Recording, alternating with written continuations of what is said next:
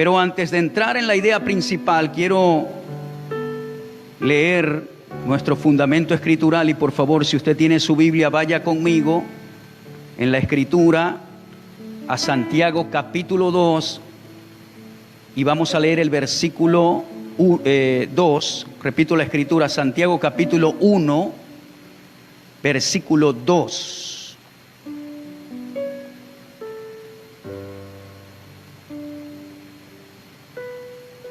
Santiago capítulo 1, versículo 2 dice: hermanos míos, tened por sumo gozo cuando os halléis en diversas pruebas, sabiendo que la prueba de vuestra fe produce paciencia. Mas tenga la paciencia su obra completa, para que seáis perfectos y cabales, sin que os falte cosa alguna. Es muy importante que nosotros aprendamos a entender que la prueba, aunque no es agradable, ella con el tiempo trae su fruto. A ninguno de nosotros nos gusta pasar por pruebas y malos momentos en la vida. La Escritura básicamente habla de 4 tipos de pruebas. La primera es la prueba de Dios. Dice la Escritura en Génesis 22:1 que el Señor probó a Abraham y dijo Dios a Abraham: yo quiero que tú sacrifiques a tu hijo, a tu único. Pero dice la Escritura que Abraham fue obediente y fue y preparó todo el altar para obedecer el mandato de Dios. Y el Señor en el versículo 12 de ese capítulo 22 dijo: no extiendas tu mano sobre el muchacho, porque ya conozco que temes a Dios. La primera prueba que aparece en las Escrituras es la prueba que viene de Dios para nuestras vidas. Ahora, esa prueba no viene para destruirnos. La prueba de Dios viene para promocionarnos cuando obedecemos. El llamado que Dios hizo a este ganadero, a Abraham, era que en sus lomos llevaba al pueblo de Israel, al futuro pueblo de Israel.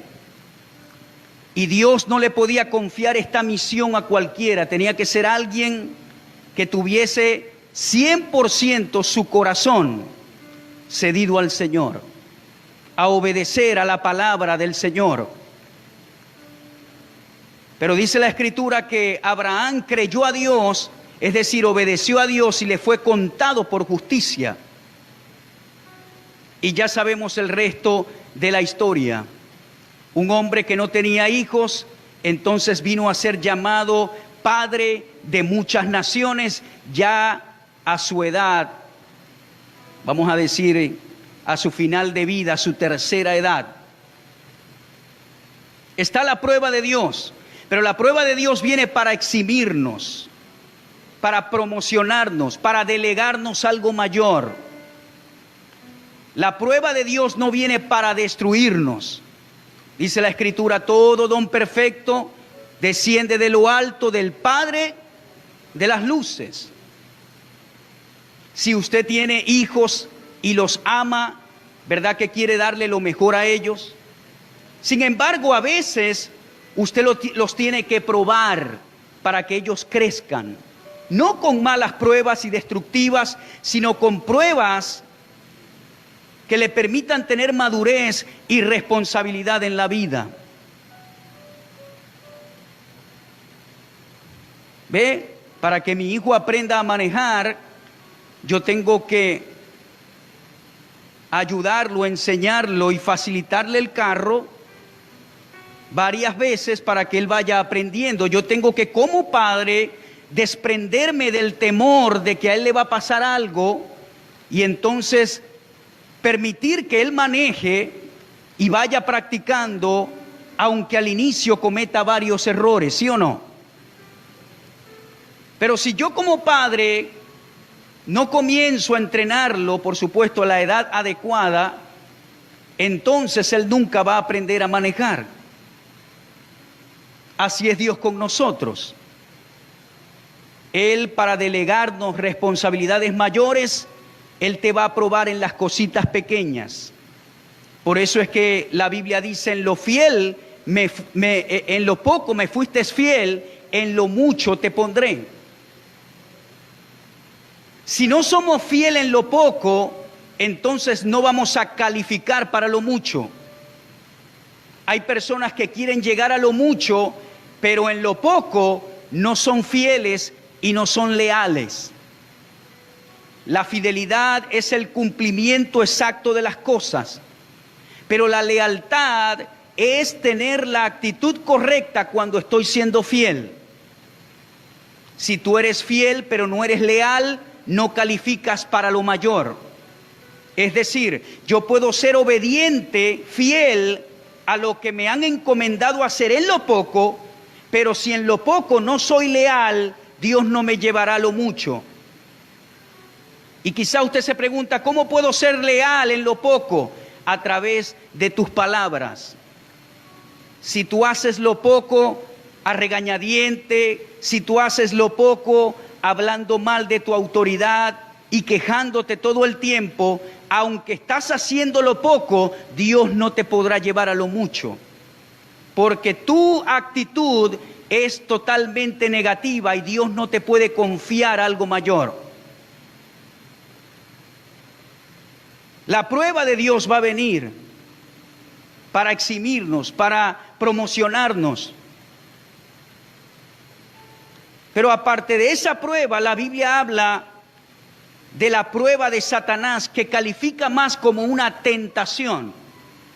Recuerde algo, Dios no puede ser tentado por el mal y Dios no tienta a nadie con el mal. ¿Cuántos me están escuchando? El único tentador se llama Satanás, el único.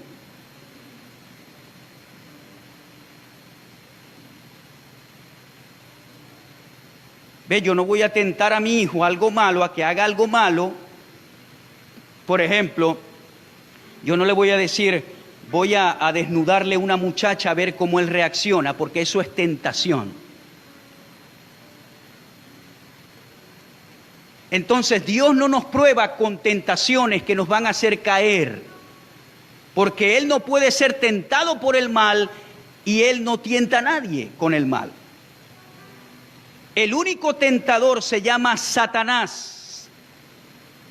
Él tentó a Jesús en el desierto. Dice la Escritura que Jesús fue tentado en todo, pero sin pecado. Pero esa tentación es una prueba. Pero es una prueba para destruirte. No es para promocionarte. Satanás viene a tentar, a probar para destruir.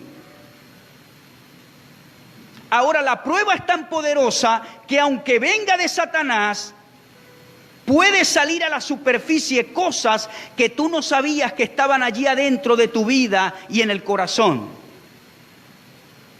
Porque aunque venga una prueba satánica, esa prueba satánica representa un limonazo que Satanás te lanza en el rostro. Pero antes que te golpee el rostro, el Señor Jesucristo mete su mano, lo exprime y lo convierte en un jugo de limón para que tú te refresques.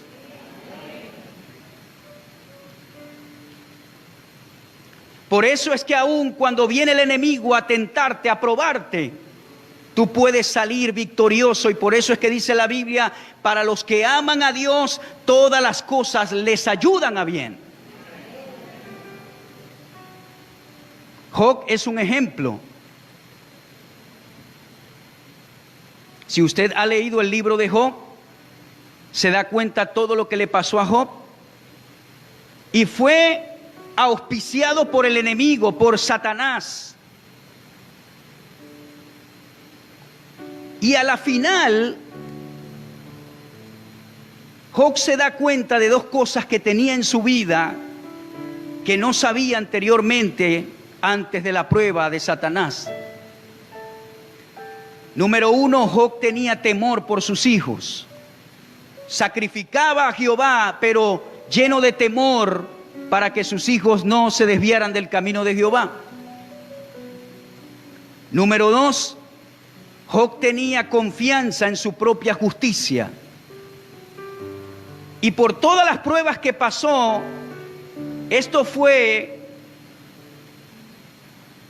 un evento que lo ayudó a reconocer que tenía su confianza puesta en su propia justicia y no totalmente en Jehová Dios.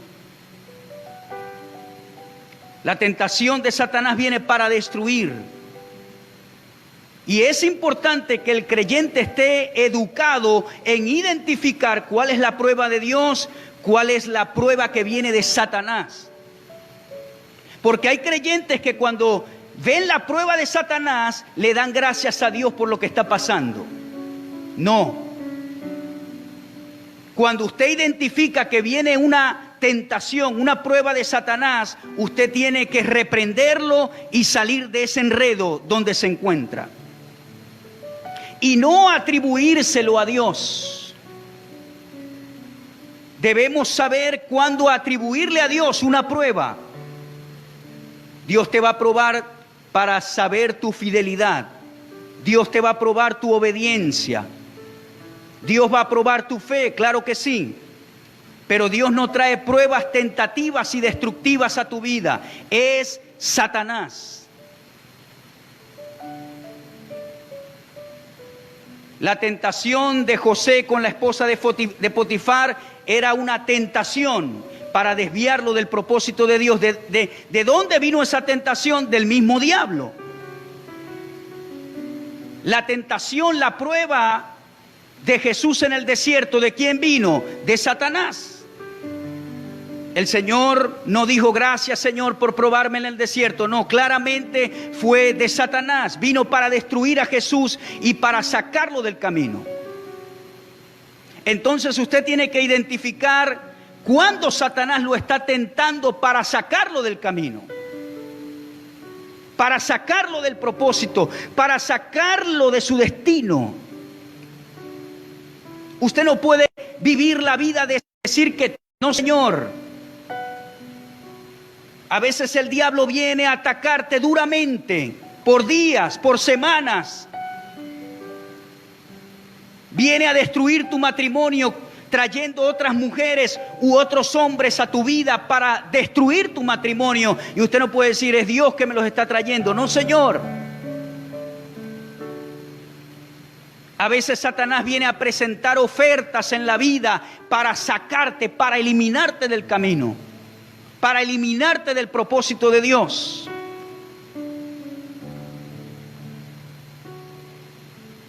Y le voy a decir algo, a veces Satanás viene a traerte ofertas que no son malas, sino que son buenas. Porque al fin y al cabo la tentación para Eva en el huerto del Edén era una buena tentación, entre comillas, porque dice la Escritura que era agradable a los ojos y codiciable, es decir, era algo bueno y sabroso. Satanás a veces te va a tentar con cosas buenas de la vida para sacarte de lo mejor de Dios para tu vida. Está la tercera clase de prueba, y son las pruebas de la vida, estas que habla Santiago, capítulo 1, versículo 2. Tened por sumo gozo cuando os halléis en diversas pruebas. Esa palabra prueba del griego significa diferentes colores, diferentes matices. Es decir, Santiago está diciendo, tengan por sumo gozo cuando se encuentren en la vida, cuando los colores de la vida cambien. Hay momentos en la vida que son grises, ¿verdad que sí? Hay momentos en la vida que son oscuros, que son negros.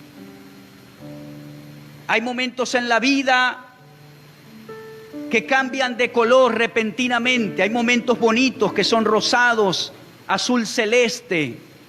Pero hay momentos en la vida que cambian a negro, que cambian a gris, que son colores opacos en la vida. Eso es lo que está diciendo Santiago. Tengan por sumo gozo cuando los matices de la vida cambien para usted. Y esa es la tercera prueba que existe, las pruebas de la vida. Porque estamos en un cuerpo que es imperfecto, con una mente que no tenemos renovada totalmente, en un sistema que es imperfecto. Y la vida entonces va a traer pruebas, va a cambiar de colores. Por eso es que Jesús en Mateo 7:24 habló de lluvia, ríos y vientos que vienen a azotar la casa. Y dijo, el hombre prudente edifica su casa sobre la roca. Van a venir lluvias, ríos y vientos. El hombre insensato, ellos van a edificar su casa sobre la arena y vienen lluvias, ríos y vientos. ¿Qué le quiero decir con esto? La misma lluvia, ríos y vientos que vinieron a azotar la casa del insensato, vinieron a azotar la casa del prudente. A veces creemos que por ser hijos de Dios estamos exentos a pruebas que se presentan en la vida. Hay cosas que van a pasar.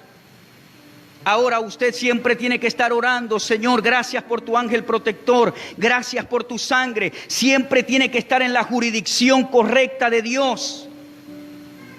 Yo no estoy diciendo que a usted le tienen que pasar todas las cosas malas de la vida, no. Pero tengo que colocar el balance, porque hay hijos de Dios que cuando le pasa algo en la vida que es malo, entonces inmediatamente le echan la culpa a Dios. En estos días hablaba por teléfono con un amigo que visitó a una pareja y la mujer recién se le había muerto el hijo. Y cuando mi amigo fue a visitar a la pareja, la mujer le dijo, tengo enojo contra Dios porque pudo haber salvado a mi hijo y no lo hizo. Y mi amigo le preguntó, ¿pero qué pasó con tu hijo? Y ella le responde, murió de una sobredosis de droga. Y mi amigo le dice, mira, no tienes que estar enojada con Dios porque Dios no tuvo la culpa que tu hijo tomara la decisión de habitar en las drogas hasta el punto de morir de una sobredosis. No es culpa de Dios. Nosotros los humanos le atribuimos todo a la soberanía de Dios. Señor, ¿por qué me quitaste a esta persona? Pero un momento. Se fumaba 2 cajas de cigarros diarios. Se destruyó los pulmones. Se enfermó finalmente y se fue. ¿Qué culpa tiene Dios de eso? Dígame usted. Ahora en la vida sí hay casos que son incomprensibles. Cuando nos preguntamos ¿por qué, Señor? ¿Por qué hay niños que son abortados y otros pueden nacer? ¿Por qué, Señor? Pero aún cuando hablamos del aborto, hablamos de una voluntad que está detrás de una mujer que ha decidido abortar a su niño que está en el vientre. Hay una voluntad que Dios no puede ni siquiera violar. Porque Él no nos hizo robots, Él nos hizo entes morales libres. Es decir, nosotros podemos decidir lo bueno o podemos decidir lo malo, y aunque usted no lo crea, Dios lo va a respetar. Él pasó por todas las debilidades, fue tentado en todo a nuestra semejanza, pero sin pecado. Acércate pues confiadamente al trono de la gracia y vas a alcanzar misericordia. Sucumbiste en el pecado, no te alejes de Dios. Este versículo está diciendo, acércate al trono de la gracia. ¿Y qué vas a encontrar? ¿Condenación? No, vas a alcanzar misericordia, vas a hallar gracia para el oportuno socorro, vas a hallar ayuda oportuna durante la prueba. Ve, todos no crecemos en el Señor de la misma manera. Hay gente que le cuesta crecer en el Señor. Voy a decir esto para entrar ahora sí en lo que es la idea principal del mensaje. Cuando usted es salvo, su espíritu es salvo instantáneamente. Es decir, a través de la sangre de Cristo usted es limpiado y su espíritu es salvo inmediatamente. De modo que si alguno está en Cristo, nueva criatura es, las cosas viejas pasaron, he aquí todas son hechas nuevas. ¿Dónde? En el espíritu. Y entonces cuando usted es salvo, hay algo que se llama fruto de arrepentimiento, que es para su propia convicción.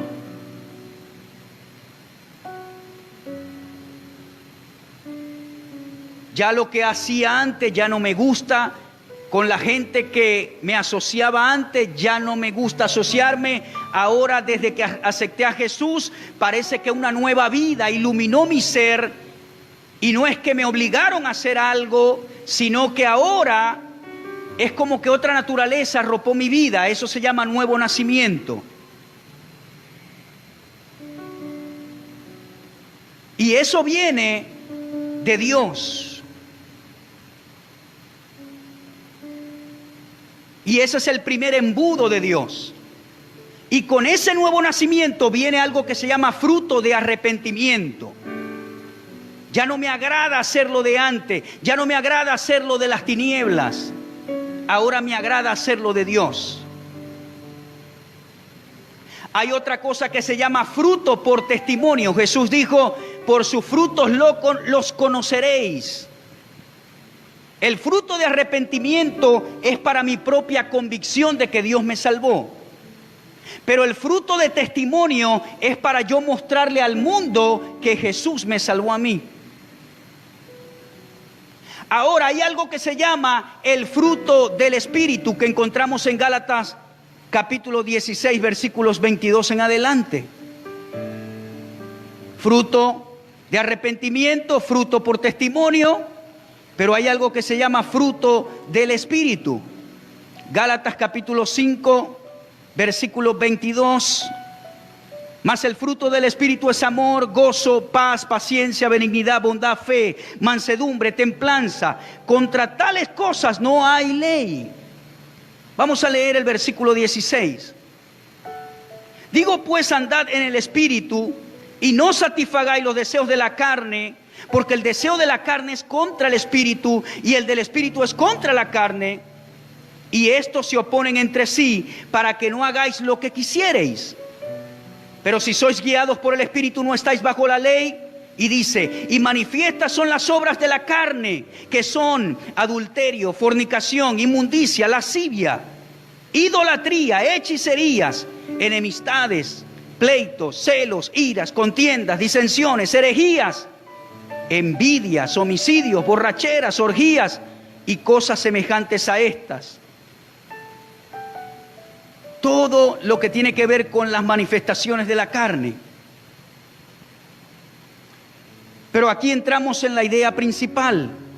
El fruto del Espíritu, el gozo, representa el antídoto para contrarrestar el veneno de los pecados del corazón. No puedo decir que el gozo contrarresta todas las obras de la carne, porque sería un error. Pero el gozo sí va a contrarrestar lo que se llama el pecado del corazón. ¿Cuáles son los pecados del corazón? Los que no se pueden ver.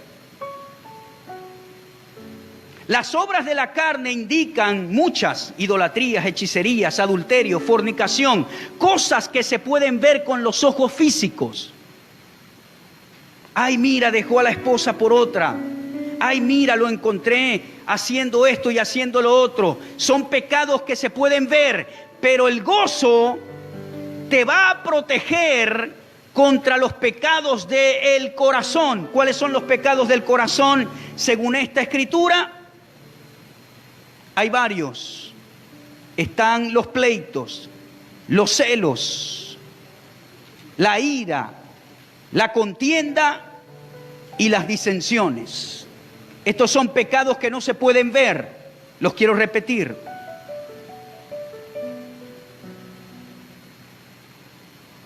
Iras, pleitos, celos, contiendas y disensiones. Los pleitos son enfrentamientos o disputas entre dos personas o partes. Esos son pleitos. Los celos es una respuesta emocional que surge cuando una persona percibe una amenaza hacia algo que considera propio. Las iras es un sentimiento de enojo que puede llevar a la violencia. Las contiendas es una lucha, es un enfrentamiento y una discusión. Las disensiones son falta de acuerdo, falta de aceptación de una situación, una decisión o una opinión. 5 pecados del corazón: pleito, celos, iras, contiendas, disensiones. Y nos falta una hora en este ciclo de enseñanzas que voy a hablar de la falta de perdón, que es un enemigo del gozo. Pero el gozo es el antídoto en contra de los pecados del corazón, de los pleitos, de los celos, de las iras, de las contiendas, de las disensiones, del enojo. Ve, usted llega aquí a la iglesia, saluda a todo el mundo, pero nadie, a menos que se mueva en el discernimiento del Espíritu, conoce su corazón. Nadie. Solo Dios lo conoce. Y por supuesto, estos pecados, el pleito, los celos, la ira, las contiendas y las disensiones, son pecados que se pueden ver cuando la persona lo permite.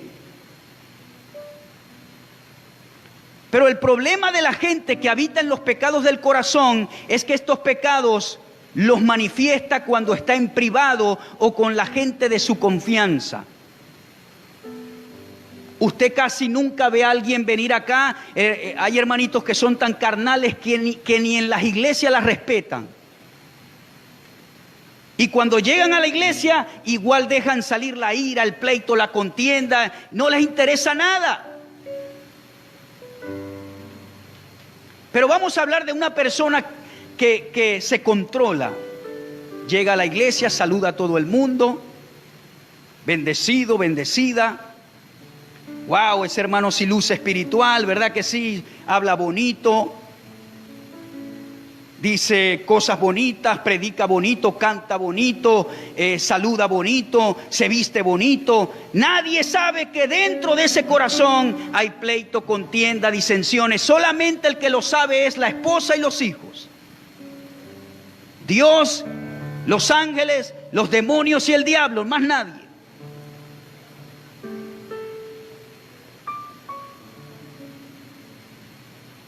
Como una anécdota que hay de un predicador que iba a los estadios y todo el mundo aplaudía menos su familia.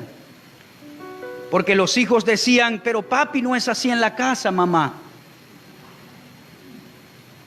Aquí habla bonito, aquí habla de Dios, pero en la casa lo que habla son sapos y culebras y grita y maltrata a su familia.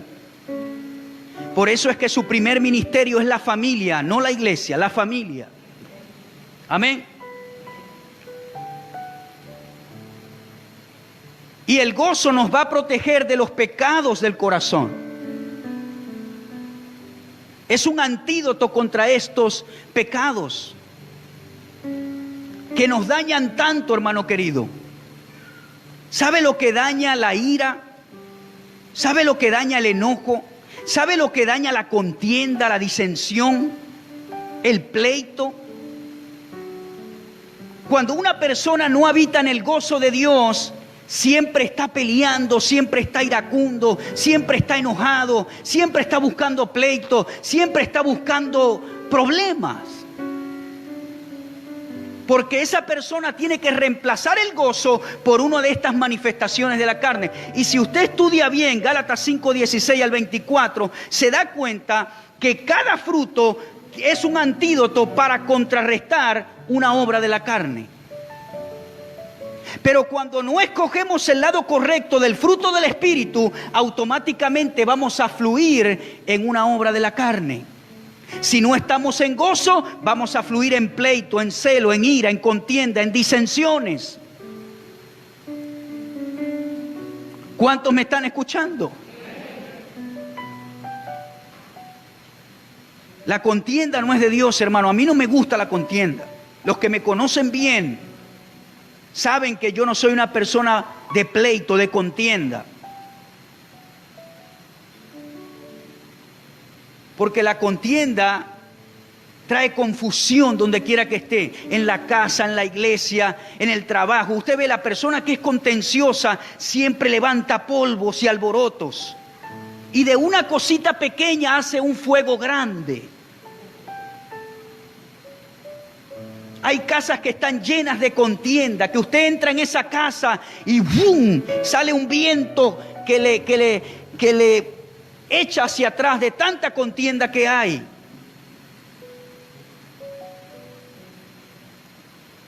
Tiene que haber una persona madura que aplaque la contienda.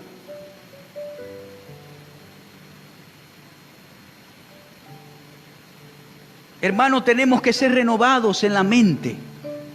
Somos salvos en el Espíritu instantáneamente, pero nuestra mente queda viciada y queda con adicciones y queda con hábitos que son malos. Por allá Efesios habla el apóstol Pablo que dejemos la gritería. ¿Ven? No es un pecado visible, no es un pecado que se puede ver fácilmente, pero es un pecado audible en lo privado. Dice la Biblia que la gritería le desagrada a Dios.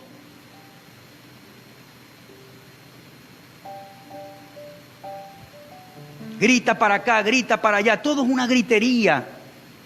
El Hijo de Dios, el hombre de Dios, la mujer de Dios, tiene que ser una persona que habita, que vive en el Espíritu, que es paciente, que tiene templanza. Una persona, no se oye bien, pero una persona que tiene templanza, voy a decirlo así mejor, una persona que tiene templanza es una persona que tiene dominio propio, un temperamento adecuado. Y yo no estoy diciendo que a veces cometemos errores, todos nos enojamos a veces y hemos cometido nuestros errores, pero el caminar, por eso es que Pablo dice allí, andad en el Espíritu, es decir, caminen en el Espíritu.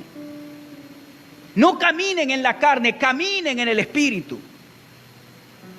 ¿Qué significa eso? Que yo voy a tener que escoger caminar en la carne o en el Espíritu. Que cuando hay una oportunidad de contender, de gritar, de airarme, yo voy a escoger mejor la vida y el fruto del Espíritu que habita en mí.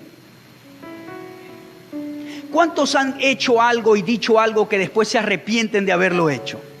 Y usted dice, no debía haber dicho eso. No debía haber gritado a mi esposa. No debía haber obrado en esta obra de la carne. No debía haber chismeado. No debía haber hablado mal de esa persona. ¿Cuántos lo han dicho alguna vez?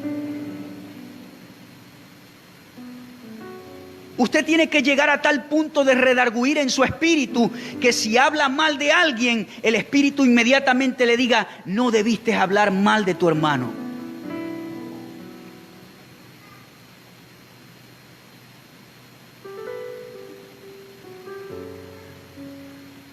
Porque nosotros creemos que pecado es adulterio, fornicación, hechicería, y eso es pecado, pero creemos que solamente eso es pecado. Pero los pecados del corazón son muy dañinos, para que usted sepa, y aniquilan el gozo.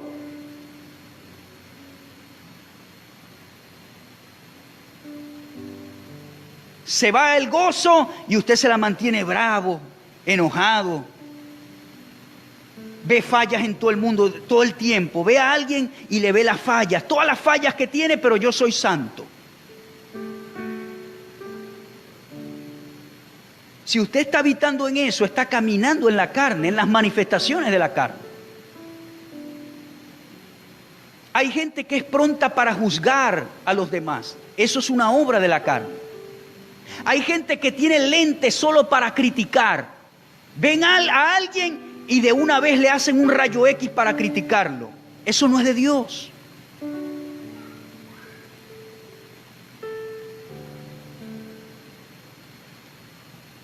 Los que me conocen saben que yo odio el chisme, la contienda, la murmuración. Y por eso es que Dios hasta hoy nos ha prosperado en esta congregación, porque nosotros no apoyamos esas prácticas.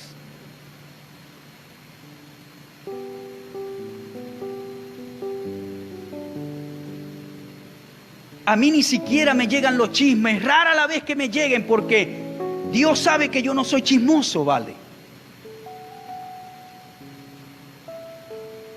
Pero si a usted todo el tiempo le llegan los chicharrones, es porque usted también es chismoso.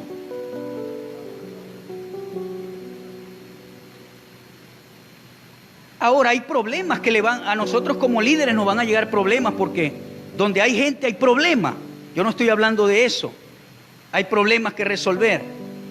Pero si todos los chismes de la cuadra siempre desembocan en su casa, es porque aunque usted es el que escucha, también hay dos polos que se necesitan, el que habla y el que escucha. Está la que lleva la información o el que lleva la información, la que llaman coloquialmente la chepacandela, que es la encargada de llevar la información. Y está el que presta el oído. Y el que presta el oído casi no habla, sino que escucha. Dices eso, y utiliza expresiones espirituales tales como: hay que orar por eso. Sígueme contando para poder interceder bien, porque si no, no puedo. ¿Verdad? ¿Soñaste eso? ¿Soñaste con el pastor eso? Padre, eso es grave.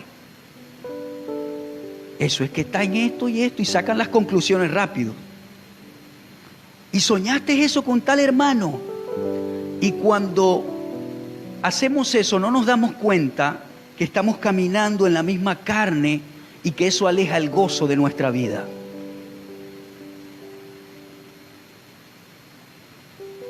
Por eso es que la Biblia dice: de una fuente no puede salir agua dulce y salada. O hablas bendición o hablas maldición. Y a veces usted se pregunta: ¿pero por qué yo no soy una persona que vive en el gozo de Dios? Es porque habitas en estos pecados del corazón que no se ven fácilmente. Y por eso dice la Biblia: refrena tu lengua de hablar mal. El que puede domar la lengua es capaz de domar todo su cuerpo. El concepto de prudencia significa la capacidad de administrar las palabras. El concepto de prudencia significa la capacidad de refrenar mi lengua cuando mi lengua quiere moverse. Administrar mis palabras, qué voy a hablar, qué no voy a hablar. Ve, a mí a veces me hacen burla porque me hacen una pregunta y yo tardo un ratico para responder. Pero yo prefiero ser así que atorado para hablar. Porque a veces somos atorados para hablar y nos comprometemos en algo, decimos algo y después tenemos que recoger nuestras palabras del piso. Y no se pueden recoger. Entonces, el gozo es el antídoto para echar fuera los pecados del corazón. La ira, la contienda, el pleito. Usted puede ser cristiano que ha nacido de nuevo, se va para el cielo. Si se va de este mundo, se va para el cielo. Pero usted puede ser un cristiano así, que nunca fue renovado en su mente, que fue salvo en el espíritu, pero siempre caminó en la carne.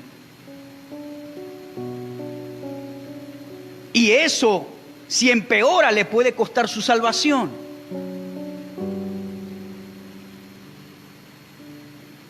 Tenemos que cambiar.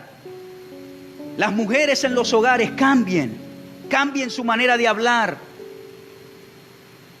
cambie su manera de acercarse a su esposo. ¿Cómo le habla a su esposo?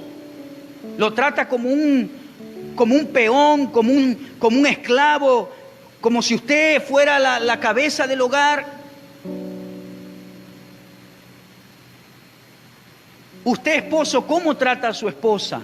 Todo el tiempo gritando, todo el tiempo diciéndole palabras que no suman valor. ¿Cómo trata a sus autoridades en el trabajo? ¿Cómo trata a sus pastores en su iglesia? ¿Habla de ellos de manera liberal y no les interesa? Eso va a dañar tu gozo. Yo trabajaba con unos hermanos que eran fuertes, duros. Yo lo he dicho muchas veces acá, pero ellos no eran fuertes solo conmigo en mis primeros años. Después las cosas mejoraron mucho, pero Dios me procesó y me enseñó mucho para llegar hasta aquí. 2 hombres de Dios, pero regañaban duro como los nazis. Y cuando ellos invitaban predicadores de afuera, yo me acuerdo que a los predicadores de afuera también los regañaban duro. Y yo decía, a esta gente no se les escapa a nadie. Y una vez invitaron a mi hermano querido Mike Stewart, que ya partió con el Señor, querido amigo. Y recuerdo que los regañaron duro a él, no recuerdo qué hizo. Y nosotros estábamos hospedados en un hotel. Y recuerdo que Mike Stewart me dijo, empezó a decirme, Jarvis, no vengo más a Venezuela, me dijo. Yo no voy a gastar, yo no voy a venir a predicar para que alguien me esté tratando así. En el hotel, conversando conmigo, me dijo, no vengo más a Venezuela. Y estaba herido por cómo lo habían tratado y me decía, Jarvis, this is the last trip, este es el último viaje, no vengo más. Y ese día teníamos escuela en la noche, porque nosotros hacíamos escuela en la mañana y escuela en la noche. Y en la noche, antes de comenzar la enseñanza de la lección, lo primero que dijo fue, dijo el hermano, antes de empezar la enseñanza quiero decir algo aquí en la escuela. Y dijo, quiero pedir perdón porque esta mañana hablé mal de las autoridades de esta escuela y quiero, antes de predicar, quiero pedir perdón. Y yo tuve que traducir todo eso. Tuve que pido perdón antes de predicar porque hablé mal de mi hermana y le pido perdón delante de todos ustedes y le pido perdón al Señor. Ahora sí vamos a predicar. Cuando él dijo eso para mí fue una lección de vida. Yo tenía pena traduciendo, pero eso quedó marcado en mi corazón y eso para mí fue una lección de vida. Yo dije, wow, qué coraje tuvo este hombre de decir eso. Y eso fue una lección que me ha enseñado a no hablar mal de los hombres de Dios. Por eso es que cuando usted viene a la iglesia, y no me quiero gloriar con lo que voy a decir, pero cuando usted viene a la iglesia, usted viene a escuchar la palabra. Usted no viene a escuchar aquí hablar que yo voy a hablar mal del otro. Cada quien con su vida, aquí vamos a aprender la palabra de Dios.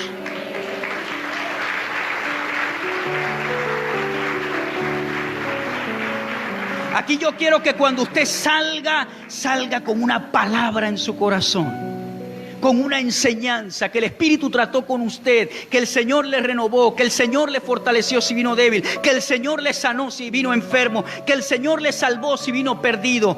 Que Dios en estas 2 horas y media haga algo a favor de su vida. Pero si yo me pongo aquí a hablar de otro, que el otro, que aquel, que aquello, que si hizo, que si no hizo, eso aleja la presencia de Dios. Todos los que trabajamos en este ministerio Tenemos que cuidar nuestras palabras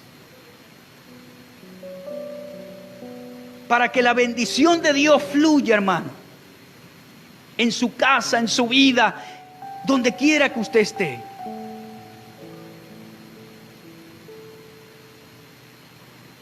Y no pague mal por mal, sino pague bien por mal. Porque si lo hace, entonces ascuas de fuego amontonará sobre su cabeza, dice la Escritura, carbones encendidos. Hable bien, ame a la gente. Aún el que no se puede amar, trate de amarlo por fe.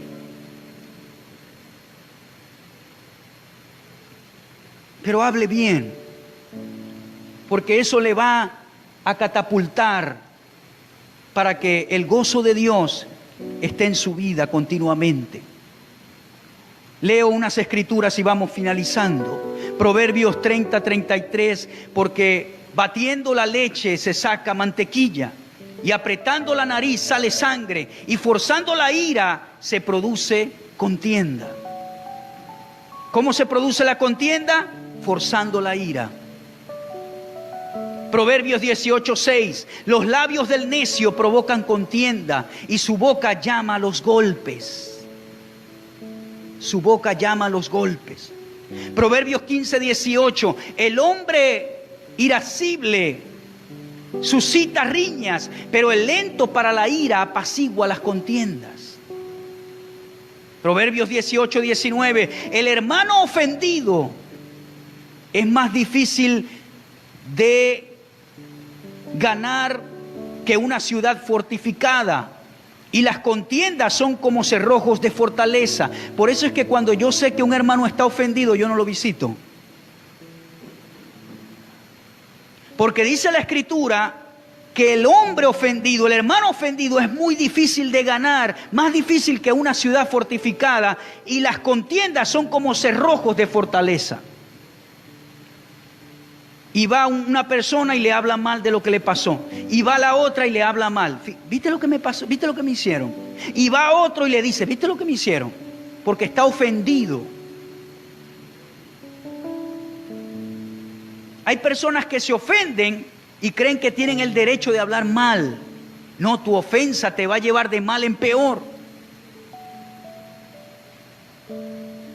Proverbios 19:13 dice, el hijo necio es ruina de su padre y gotera continua las contiendas de una esposa. Piqui, una gotica, piqui, piqui, piqui, piqui, piqui. Ay, y esto y lo otro. Y la esposa peleando todo el día. Y peleando todo el día. Y solo compraste eso para la comida. Y piqui, piqui. Levantate a hacer esto. Y esto, y aquello, y lo otro, y una gotera continua. Y después dice la esposa, me dejó mi esposo. Ahora, yo no estoy diciendo que usted no tiene derecho de palabra en la casa, estamos hablando entre maduros aquí, estamos hablando de esto, de la gotera continua. Que el hombre se levanta y es la primera gota. No, cuando nosotros nos levantamos, le doy un abrazo a mi esposa, un beso. Mi amor, ¿cómo dormiste hoy? Bien.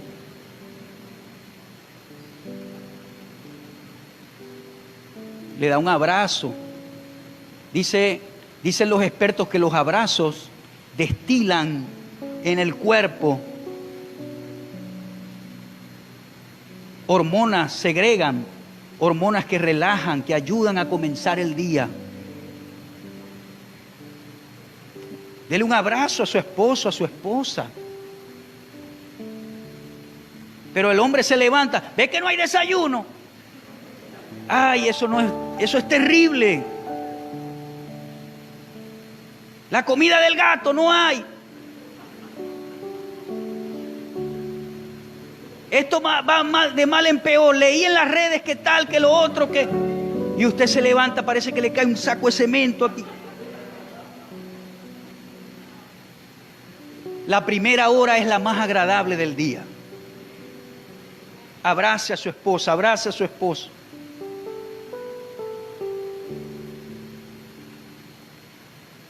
Trátelo con palabras agradables. Dice la Escritura que las mujeres en las casas, si tienen esposos inconversos, no tienen que predicarle. Solo con su testimonio ellos serán ganados, dice Pedro.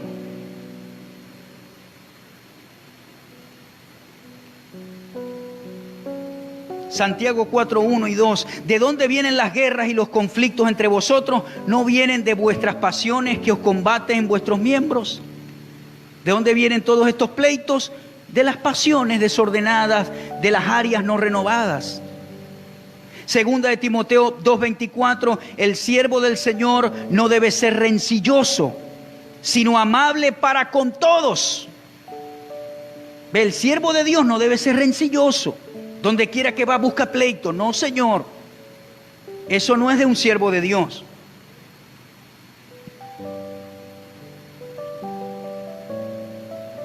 Tiene que ser amable para con todos, que todos te conozcan por tu amabilidad. Primera de Timoteo 3:3, el hombre que anhela estar en el ministerio no debe ser pendenciero, no debe ser pleitista. El hombre que aspira a estar en el ministerio tiene que dejar el pleito a un lado, hermano. Proverbios 10:12, el odio suscita rencillas, pero el amor cubre todas las transgresiones. Proverbios 20:3, es honra para el hombre eludir las contiendas, pero cualquier necio se enredará en ellas. Proverbios 21:9, mejor es vivir en un rincón del terrado que en una casa con una mujer rencillosa. Perdónenme las mujeres, pero eso lo dice ahí la Biblia. Y si usted no lo es, no es para usted ese versículo. Yo sé que para ninguna de aquí lo es. Proverbios 26:20, por falta de leña se apaga el fuego, y donde no hay chismoso se calma la contienda. Como carbón para las brasas y leña para el fuego, así es el hombre rencilloso para evadir contiendas. Proverbios 27:15 al 16, gotera continua en día de lluvia y mujer rencillosa son semejantes. El que trata de contender refrena el viento y recoge aceite con su mano derecha. O sea, es imposible. Primera carta de Corintios 3:3, porque todavía sois carnales, pues habiendo celos y contienda entre vosotros, ¿no sois carnales y andáis como hombres naturales? Estos pecados del corazón dañan mucho el gozo en nuestra vida. ¿Queremos habitar en el gozo de Dios?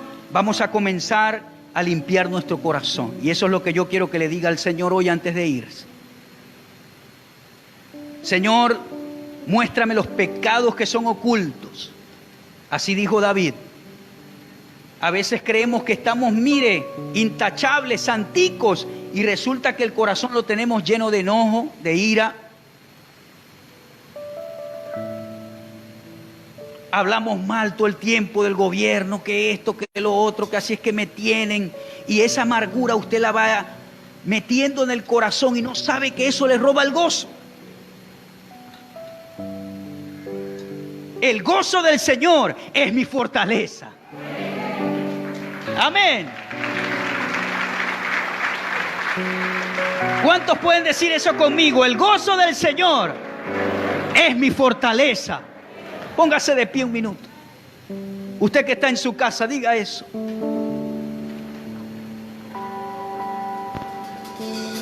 El gozo del Señor es mi fortaleza.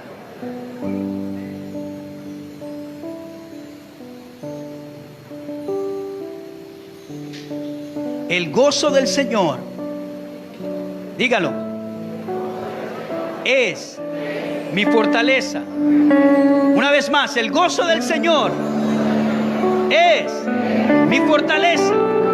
Una vez más, el gozo del Señor es mi fortaleza. Que lo escuchen las tinieblas. El gozo del Señor es mi fortaleza. Amén.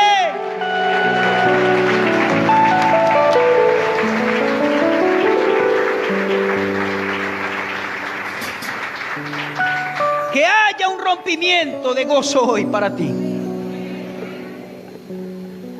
Si viniste triste, acongojado, débil, amargado en el corazón por todo lo que has vivido, vamos a permitir hoy que el gozo nos sane el corazón. A ver, yo quiero que usted, mientras suavemente suenan los instrumentos, suaves, yo quiero que usted evalúe su corazón en esta mañana y le digas al Señor si hay enojo, si hay ira, si hay rencilla, si hay contienda, si hay murmuración, si hay chisme, si hay disensión en mi corazón, si hay falta de perdón. Señor, límpiame. A ver, yo quiero que usted hable con Dios. No me mire, no mire el piso, no mire el techo. Cierre sus ojitos y pídale al Espíritu Santo que le revele, y que si hay algún pecado oculto del corazón, que hoy usted pueda tratar con él. Quizá alguien te ofendió, quizás has vivido amargado tanto tiempo y no sabes por qué. Dígale: Señor, ¿qué pasa conmigo? Quizá es que todo el tiempo estás hablando mal de la gente y no te das cuenta, y eso ha hecho que el gozo se aleje de tu vida. Dígale: Señor, límpiame del enojo. A ver, yo quiero que usted hable con el Señor. Los que están en sus casas, hable con el Señor. Para que usted sepa, esto es algo de liberación hoy. Estas son cadenas que atan a la gente y que no permiten que el gozo fluya en nuestro espíritu y se manifieste en nuestra alma. Dígale: Señor, perdóname por el enojo, por la ira. Perdóname por ser gritón. Perdóname por ser contencioso. Perdóname, Señor, por siempre buscar pleito. En todas partes que llego es buscando un pleito. Perdóname por ser criticón, criticona. Perdóname, Señor. No tengo el derecho de criticar a la gente, así tengan defectos. Perdóname por el pecado de crítica. Vamos, hable con el Señor. Quiero darle unos minutos para que su corazón en esta mañana salga sano de este lugar.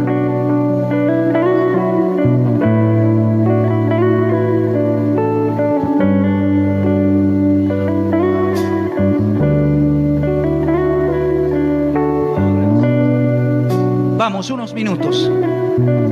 Cierre sus ojitos y respire la paz de Dios. Y hable con el Señor. Pídale perdón si usted está fluyendo en uno de estos pecados de la carne. Y dígale que usted quiere que el gozo de Dios se manifieste en su vida.